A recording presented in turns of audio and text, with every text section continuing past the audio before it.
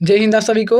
देखिए इस वीडियो में हम लोग आंसर मिलाने वाले हैं सेट नंबर सी के। ये फिजिक्स का आज का एग्जाम है, तो हम लोग सेट नंबर सी का मिलाने वाले आंसर एकदम शुरू से लेकर अंत तक, ठीक है, और एकदम सही सही, ठीक है। तो आप लोग वीडियो के अंत तक बने रहिएगा। अगर आपका सेट नंबर सी है तो अच्छा है, और सेट नंबर कोई दूसरा है तो आप लोग वीडियो को रोक रोक कर और क्वेश्चन को पढ़ पढ़ के आप लोग आंसर मिला लीजिएगा, ठीक है। देखिए आप लोग अगर चैनल पर नए होंगे चैनल को सब्सक्राइब करके वीडियो को लाइक कर दीजिएगा। देखिए हम जो क्वेश्चन सुबह सुबह पढ़ाते हैं ना, एकदम 100% वही लड़ जाता है। हमको बहुत खुशी मिलती है कि जो सुबह सुबह हम सेट करा देते हैं, एगो वन मतलब एक सेट कराते हैं और वही उसी से सब के सब प्रश्न लड़ता है, समझ लीजिए। इसलिए आप लोग अगर चाहते हैं फिजिक्स और फिजिक्स एग्जाम हो गया, केमिस्ट्री बचा है, हिंदी बचा है, तो आप लोग भी चैनल को सब्सक्राइब कर लीजिए। चैनल को सब्सक्राइब करके वीडियो को भी लाइक कर दीजिएगा, ठीक है। और कमेंट में ईमानदारी से बताइएगा आप लोग कितना ऑब्जेक्टिव सही हो रहा है। सभी लोग बताएंगे ईमानदारी से कि कमेंट में कि आपका कितना ऑब्जेक्टिव सही हो रहा है। चलिए स्टार्ट करते हैं, आप लोग वीडियो को इन तक देखिए। देखिए यहाँ पर कह रहा है 100 म्यू फैराड धारिता वाले संधारित्र को 100 वोल्ट तक आवेशित करने पर उसमें संचित ऊर्जा होगी। तो उसमें संचित जो ऊर्जा होगी आपको होगा 0.5 जूल। ऑप्शन नंबर आपका ये हो जाएगा। चलिए आगे देखते हैं, फटाफट आप लोग आंसर मिलाते रहेंगे इसी तरह। निम्नलिखित में से किसका मात्रक वोल्ट प्रति मीटर है? किसका मात्रक वोल्ट प्रति मीटर है? तो विद्युत क्षेत्र का। ऑप्शन नंबर आपका सी हो जाएगा, विद्युत क्षेत्र। चलिए नेक्स्ट देखते हैं। देखिए वैद्युत चालन में चालक से मुक्त इलेक्ट्रॉनों का अपवाह वेग v एवं चालक के सिरों के बीच लगे विभवांतर v के बीच संबंध क्या होता है? तो संबंध आपका हो जाएगा v² के समानुपाती होता है। ऑप्शन नंबर आपका सी हो जाएगा, v² के समानुपाती। चलिए नेक्स्ट देखते हैं। देखिए एक चालक की वोल्टता v तथा धारा I के बीच ग्राफ एक सरल रेखा है जो y अक्ष कि आई जो प्रदर्शित करता है से थीटा कोण बनाती है। चालक का प्रतिरोध क्या होगा? तो चालक का प्रतिरोध आपका होगा tan थीटा। ऑप्शन नंबर आपका ये हो जाएगा tan थीटा, ठीक है। चलिए आगे देखते हैं नेक्स्ट। विद्युत परिपथ की शक्ति क्या होती है? तो विद्युत परिपथ की आपका शक्ति हो जाएगा v²/r। ऑप्शन नंबर आपका सी हो जाएगा v²/r। आप लोग अच्छे तरीके से मिलाते रहिए। कंप्लीट। ताप बढ़ने के साथ अर्धचालक का प्रतिरोध क्या होता है? तो ताप बढ़ने के साथ अर्धचालक का प्रतिरोध घटता है। ऑप्शन नंबर आपका बी हो जाएगा, घटता है, ठीक है। देखिए अभी तक आप लोग वीडियो को लाइक और चैनल को सब्सक्राइब नहीं किए तो कर लीजिएगा। देखिए ये वीडियो बनाने में बहुत मेहनत लगता है, ठीक है। लाइक करेंगे तो हमारा फायदा होगा और सब्सक्राइब करेंगे तो आपका फायदा होगा, क्योंकि जो क्वेश्चन करा कर भेजते हैं ना वही क्वेश्चन लड़ जाता है। और आप लोगों को प्रतिदिन 2 घंटा पहले इसी चैनल के माध्यम से ऑब्जेक्टिव क्वेश्चन कराते हैं जो कि सीधे एग्जाम में लड़ जाता है। जो आपका पेपर आता है ना उसी का आंसर करा देते हैं 2 घंटा पहले। अगर आप भी 2 घंटा पहले करना चाहते हैं तो चैनल को सब्सक्राइब जरूर कर लीजिएगा, ठीक है। निम्नलिखित में से कौन सा प्रतिरोध आर को व्यक्त करता है? बताइए कौन सा प्रतिरोध आर को व्यक्त करता है? तो राइट आंसर आपका हो जाएगा, ऑप्शन नंबर आपका डी हो जाएगा, IA में आपका हो जाएगा रो। ऑप्शन नंबर आपका डी हो जाएगा, ठीक है। चलिए आगे देखते हैं। तो आगे देखते हैं एक ही तत्व के समस्थानिकों के बीच मुख्य अंतर क्या होता है? तो एक ही तत्व के समस्थानिकों के बीच मुख्य अंतर आपका होता है न्यूट्रॉनों की संख्या पर। ऑप्शन नंबर आपका बी हो जाएगा, न्यूट्रॉनों की संख्या। चलिए आगे देखते हैं। निम्नलिखित में से कौन सा रेडियोधर्मी क्षय का प्रकार नहीं है? तो रेडियोधर्मी क्षय का प्रकार नहीं है म्यूऑन क्षय। ऑप्शन नंबर आपका डी हो जाएगा, म्यूऑन क्षय, ठीक है। चलिए आगे देखते हैं। 500 नैनोमीटर तरंगदैर्घ्य वाले एक फोटान की ऊर्जा क्या होगी? तो एक फोटान का आपका ऊर्जा हो जाएगा आपका, बताइए इसका। देखिए इसका मतलब आगे बताएंगे इसका आंसर। आप लोग वीडियो को इन तक बने रहिए। देखिए आगे इसको छोड़ते हैं, ठीक है, तो इसका बताएंगे।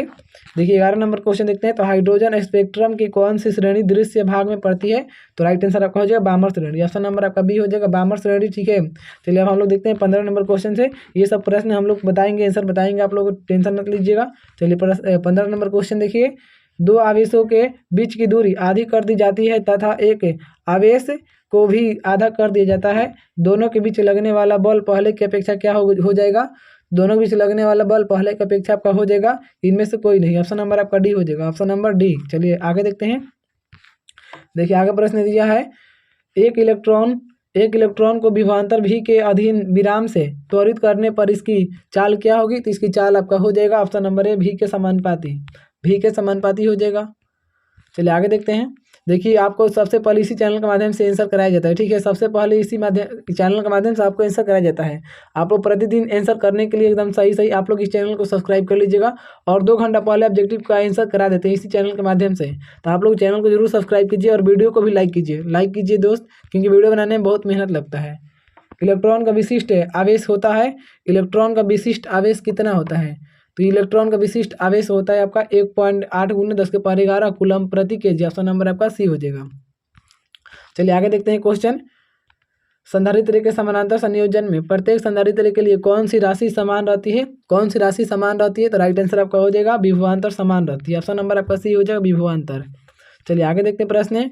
तो वायु में दो धनावेशों के बीच परावैद्युत पदार्थ रख देने पर इनके बीच प्रतिकर्षण बल का मान क्या हो जाएगा? तो इनके बीच प्रतिकर्षण बल का जो मान है वो घट जाएगा। क्या होगा? घट जाएगा। ऑप्शन नंबर आपका भी हो जाएगा घट जाएगा। ठीक है, चलिए आगे देखते हैं। नेक्स्ट प्रश्न दिया है यहाँ पर, देखिए 0.μ कूलम के दो बराबर तथा विपरीत आवेशों के बीच की दूरी 3.0 सेंटीमीटर इनका वैद्युत द्विध्रुव आघूर्ण पूछ रहा है। तो राइट आंसर आपका यहाँ पर देखिए क्या होगा? ऑप्शन नंबर बी हो जाएगा। आपका ऑप्शन नंबर इसका बी हो जाएगा। ठीक है, चलिए आगे क्वेश्चन देखते हैं। आगे इसका प्रश्न दिया है, एक बंद पृष्ठ के भीतर एन वैद्युत द्विध्रुव स्थित है। बंद पृष्ठ से निर्गत कुल वैद्युत फ्लक्स क्या होगा? तो कुल वैद्युत फ्लक्स आपका हो जाएगा 0। ऑप्शन नंबर आपका डी हो जाएगा 0। चलिए आगे देखते हैं। लौह चुंबकीय पदार्थ के लिए अपेक्षित चुंबकशीलता का मी वार का मान क्या होता है? तो मी वार का आपका मान हो जाएगा, मी वार जो है छोटा होता है 1 से। ऑप्शन नंबर आपका ही हो जाएगा, ऑप्शन नंबर ए। चलिए आगे देखते हैं। R1 R2 तथा R3 प्रतिरोधों की श्रृंखला परिपथ में प्रत्येक प्रतिरोध में प्रवाहित धारा का मान क्या होता है? तो समान रहती है। ऑप्शन नंबर आपका ही हो जाएगा समान रहती है। ठीक है, समान रहती है। चलिए आगे क्वेश्चन देखते हैं। देखिए अभी तक आप लोग वीडियो को लाइक नहीं किए हैं, चैनल को सब्सक्राइब नहीं किए, कर लीजिएगा। सब्सक्राइब करने से आपका फायदा होगा, लाइक करने से मेरा, क्योंकि ये वीडियो वायरल हो पाएगा। ठीक है, तो सभी स्टूडेंट के पास पहुंच पाएगा ये वीडियो। अगर आप लोग एक लाइक करते हैं, एक लाइक करने से किसी का लाइफ बन सकता है। ठीक है, और सब्सक्राइब कीजिएगा तो आपका थोड़ा सा अच्छा नंबर आ जाएगा, इस चैनल के माध्यम से जुड़ जाइएगा। तो ठीक है, तो धारा घनत्व की इकाई क्या होता है? धारा घनत्व का जो इकाई होता है ना, एम्पियर प्रति वर्ग मीटर होता है। ऑप्शन नंबर आपका हो जाएगा सी। चलिए आगे देखते हैं। हम लोग फटाफट इसी तरह आंसर मिलाते रहेंगे। यदि किसी चालक की लंबाई दुगुनी कर दी जाए और उसके ऊपर लगाई गई विभवांतर को स्थिर रखा जाए तो इलेक्ट्रॉनों का अपवाह वेग होगा। इलेक्ट्रॉनों का अपवाह वेग क्या होगा? तो समान रहेगा। ऑप्शन नंबर आपका ये हो जाएगा, समान रहेगा। चलिए आगे देखते हैं। धारा वहन करने वाले परिनालिका के अंदर चुंबकीय क्षेत्र की दिशा होती है। तो चुंबकीय क्षेत्र की जो दिशा होती है आपका अक्ष के लंबवत होती है। ऑप्शन नंबर आपका सी हो जाएगा, अक्ष के लंबवत है। चलिए आगे देखते हैं। निम्नलिखित में से कौन सा उपकरण विद्युत चुंबकीय प्रेरण के सिद्धांत पर आधारित है? तो विद्युत चुंबकीय प्रेरण के सिद्धांत पर आधारित बताइए कौन सा हो जाएगा? देखिए विद्युत चुंबकीय प्रेरण के सिद्धांत पर क्या हो जाएगा बताइए आधारित है? तो करेक्ट आंसर यहाँ पर आपको हो जाएगा विद्युत जनरेटर। विद्युत जनरेटर जो है ये विद्युत चुंबकीय प्रेरण के सिद्धांत पर आधारित है। ठीक है, चलिए आगे देखते हैं। 28 नंबर प्रश्न है, एक परिनालिका का स्वप्रेरकत्व निर्भर करता है। एक परिनालिका का स्वप्रेरकत्व निर्भर करता है। आपका ऑप्शन नंबर डी हो जाएगा। बी, ए और बी दोनों हो जाए, और इनका ऑप्शन नंबर आपका डी हो जाएगा। ठीक है, ऑप्शन नंबर डी इसका हो जाएगा। चलिए आगे क्वेश्चन देखते हैं। जब सिलिकॉन में बोरॉन को अशुद्धि के रूप में मिलाया जाता है तो परिणामी पदार्थ होता है। तो परिणामी पदार्थ क्या होता है? तो पी प्रकार का अर्धचालक होता है। ऑप्शन नंबर आपका बी हो जाएगा, पी प्रकार का अर्धचालक। चलिए आगे क्वेश्चन है। इन प्रकार का अर्धचालक में अल्पसंख्यक आवेश वाहक होते हैं। अल्पसंख्यक आवेश वाहक होते हैं। करेक्ट आंसर आपका हो जाएगा ऑप्शन नंबर बी, होल होता है, होल। चलिए आगे देखते हैं। कौन सा लॉजिक गेट तब ही सही निर्गम देता है जब निवेश विहीन हो? जब निवेश विहीन हो। करेक्ट आंसर हो जाएगा और, ऑप्शन नंबर आपका ही हो जाएगा और गेट। चलिए आगे क्वेश्चन देखते हैं। पश्च अभिनत डायोड होता है। पश्च अभिनत डायोड होता है, क्या होता है? तो ऑप्शन नंबर आपका डी हो जाएगा, ऑप्शन नंबर डी हो जाएगा। ए और बी, ए और सी दोनों। ठीक है ना। चलिए आगे क्वेश्चन है। यहाँ पर देखिए नैंड गेट के बुलियन व्यंजक क्या होता है? नैंड गेट के बुलियन व्यंजक आपका होता है ए डॉट बी पर बार बराबर वाई। ऑप्शन नंबर आपका ही हो जाएगा। फटाफट आंसर मिलाते रहेंगे और चैनल को तो जरूर सब्सक्राइब कर लीजिएगा भाई, क्योंकि चैनल को सब्सक्राइब करेंगे ना आपको बहुत फायदा होगा। 2 घंटा पहले आपका ऑब्जेक्टिव क्वेश्चन करा कर भेज देते हैं और वहीं लड़ जाता है। ठीक है ना। जो मतलब एग्जाम में जो पेपर आता है ना उसका मतलब जो देखिए ये पेपर आया है तो इसी का 2 घंटा पहले ऑब्जेक्टिव के आंसर करा कर भेजते हैं, बस आपका काम हो जाता है। तो आप लोग चैनल को जरूर सब्सक्राइब कीजिए और वीडियो को लाइक कीजिए। और आप कुछ भी नहीं पढ़े तब पर भी आपका अच्छा मार्क्स आ जाएगा। फाइबर ऑप्टिक संचार में किस प्रकार की तरंगों का उपयोग किया जाता है? तो राइट आंसर आपका हो जाएगा विद्युत चुंबकीय तरंगे। ऑप्शन नंबर आपका भी हो जाएगा, विद्युत चुंबकीय तरंगे का प्रयोग होता है। चलिए आगे क्वेश्चन है। टीवी प्रसारण के लिए निम्नलिखित में से कौन आवृत्ति प्रसार का उपयोग होता है? तो कौन सा आवृत्ति प्रसार का उपयोग होता है? करेक्ट आंसर यहाँ पर आपका हो जाएगा 30 से 300 मेगाहर्ट्ज। ऑप्शन नंबर आपका सी हो जाएगा, 30 से 300 मेगाहर्ट्ज। चलिए आगे क्वेश्चन है। 2 समान धनावेशित बिंदु आवेश हो जिनमें प्रत्येक पर 1 म्यू कूलम आवेश है को 1 मीटर की दूरी पर वायु में रखा जाता है, इस निकाय की वैद्युत स्थितिज ऊर्जा क्या होगी? तो यहाँ पर आपका राइट आंसर हो जाएगा 9×10⁻⁻9 जूल। ऑप्शन नंबर आपका सी हो जाएगा। चलिए आगे क्वेश्चन देखते हैं। देखिए नेक्स्ट क्वेश्चन दिया है, निम्नलिखित में से धारिता का मात्रक कौन सा होता है? धारिता का मात्रक बताना है कि धारिता का मात्रक कौन सा होता है। तो धारिता का आपका मात्रक हो जाएगा कूलम प्रति वोल्ट। ऑप्शन नंबर आपका सी हो जाएगा, कूलम प्रति वोल्ट। चलिए, किसी संधारित्र की धारिता निर्भर नहीं करती है, तो किसी संधारित्र की धारिता निर्भर नहीं करती है प्लेटों के आवेश पर। ऑप्शन नंबर आपका सी हो जाएगा, प्लेटों के आवेश पर।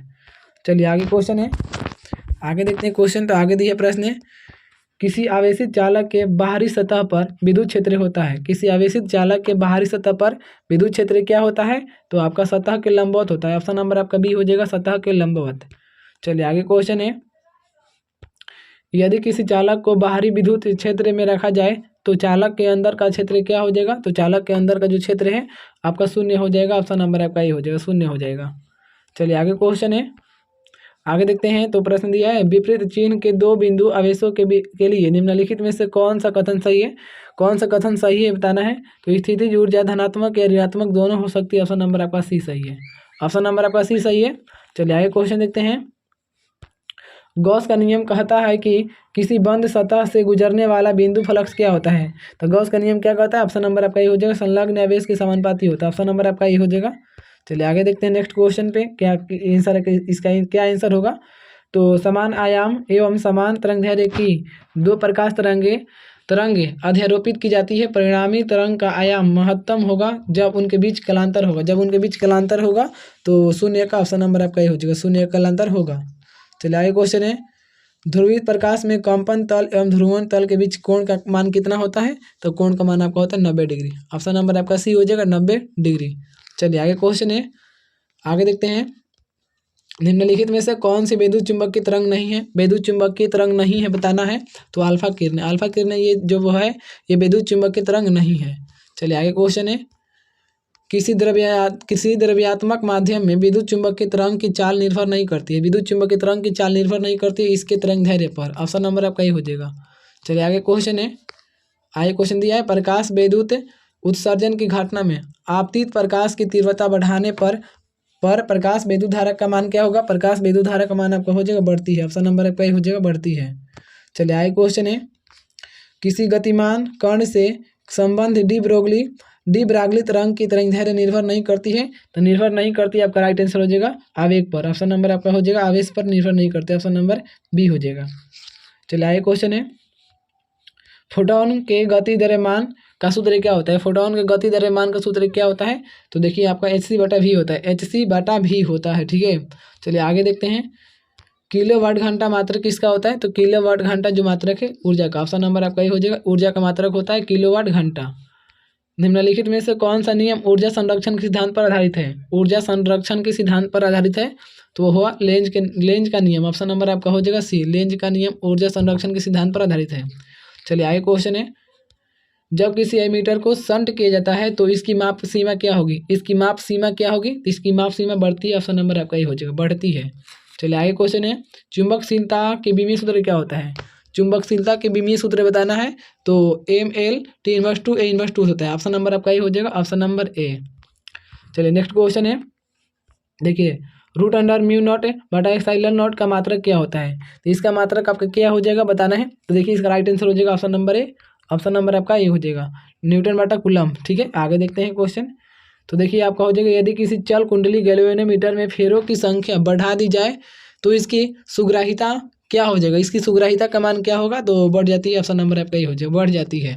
ठीक है, आगे क्वेश्चन देखते हैं। देखिए आप लोग अंत में कमेंट में जरूर बताइएगा ईमानदारी से कि आपका कितना ऑब्जेक्टिव सही हुआ। ठीक है ना, आप लोग जरूर बताएंगे उदासीन बिंदुओं पर क्या होता है। उदासीन बिंदुओं पर क्या होता है? तो B=BH होता है। ठीक है ना, ऑप्शन नंबर आपका सी हो जाएगा, B=BH। चलिए आगे हम लोग देखते हैं। देखिए अब हम लोग 59 नंबर क्वेश्चन से देखेंगे। ये सब जो प्रश्न है हम बाद में बताएंगे आप लोग को। ठीक है, अभी 59 नंबर क्वेश्चन देखते हैं। तो कह रहा है प्रश्न, केवल धारिता युक्त पर्यावर्ती धारा परिपथ में धारा एवं वोल्टता के बीच कलांतर होता है। तो धारा एवं वोल्टता के बीच में कलांतर कितना होता है? तो आपका 90 डिग्री का होता है। ऑप्शन नंबर आपका बी हो जाएगा, 90 डिग्री। चलिए आगे देखते हैं। तो अनुनाद की स्थिति में LC परिपथ की आवृत्ति होता है। तो LC परिपथ की आवृत्ति क्या होता है? ऑप्शन नंबर आपका ए हो जाएगा, मिला लीजिएगा, ऑप्शन नंबर आपका ए हो जाएगा। ठीक है ना, ए। चलिए आगे देखते हैं। तो ये 61 नंबर क्वेश्चन है, एक ऊंचाई ट्रांसफार्मर की द्वितीय कुंडली में धारा का मान प्राथमिक कुंडली की तुलना में क्या होता है? तो धारा का मान प्राथमिक कुंडली की तुलना में आपका होता है कम। ऑप्शन नंबर आपका बी हो जाएगा, कम होता है। ठीक है, चलिए आगे क्वेश्चन देखते हैं। तो उत्तल दर्पण से प्रतिबिंब सदैव बनता है, उत्तल दर्पण से प्रतिबिंब सदैव बनता है वक्रता केंद्र तथा फोकस के बीच। ऑप्शन नंबर आपका ये हो जाएगा, वक्रता केंद्र तथा फोकस के बीच बनता है। चलिए आगे क्वेश्चन है, यदि किसी माध्यम से निर्वात में संपूर्ण आंतरिक परावर्तन के लिए क्रांति कोण 30 डिग्री हो तो माध्यम में प्रकाश का वेग क्या हो जाएगा? तो माध्यम में प्रकाश का वेग 1.5 × 10⁸ मीटर पर सेकेंड हो जाएगा। ऑप्शन नंबर आपका बी हो जाएगा। ठीक है, चलिए हम लोग देखिए, ये जो क्वेश्चन छूट गया ना उसका हम एक अलग से वीडियो बना देंगे, मतलब एक 2-3 मिनट का वीडियो बना देंगे, आप उससे मिला लीजिएगा। ठीक है, आप लोग वीडियो कैसा लगा कमेंट में बताएंगे, और कितना ऑब्जेक्टिव सही हुआ आप लोग जरूर बताइए कमेंट में। देखिए आप लोग चैनल को सब्सक्राइब कर लीजिएगा, सभी लोग चैनल से आप लोग जुड़ जाइएगा, क्योंकि चैनल से जुड़ने के बाद आपको बहुत ज़्यादा प्रॉफिट होने वाला है। जो क्वेश्चन कराते हैं सुबह सुबह मॉडल पेपर में, मतलब जो क्वेश्चन आपका मॉडल सेट कराते हैं ना, वो वही क्वेश्चन लड़ जाता है एकदम जाके, और 2 घंटा पहले आपका ऑब्जेक्टिव का आंसर भी दे देते हैं इसी चैनल के माध्यम से। सभी लोग चैनल को सब्सक्राइब कर देंगे। जो नहीं, अगर आप एक भी दिन नहीं पढ़े हैं ना, तब पर भी आप अच्छे से अच्छे नंबर ला सकते हैं। तो आप लोग चैनल को सब्सक्राइब कर लीजिएगा, वीडियो को भी लाइक कर लीजिएगा, और अपने दोस्त में भी शेयर कर दीजिएगा। ठीक है ना, चलिए ये वीडियो यहीं तक समाप्त होता है। आप लोग को वीडियो देखने के लिए बहुत बहुत धन्यवाद। नेक्स्ट वीडियो मिलते हैं, तब तक के लिए जय हिंद।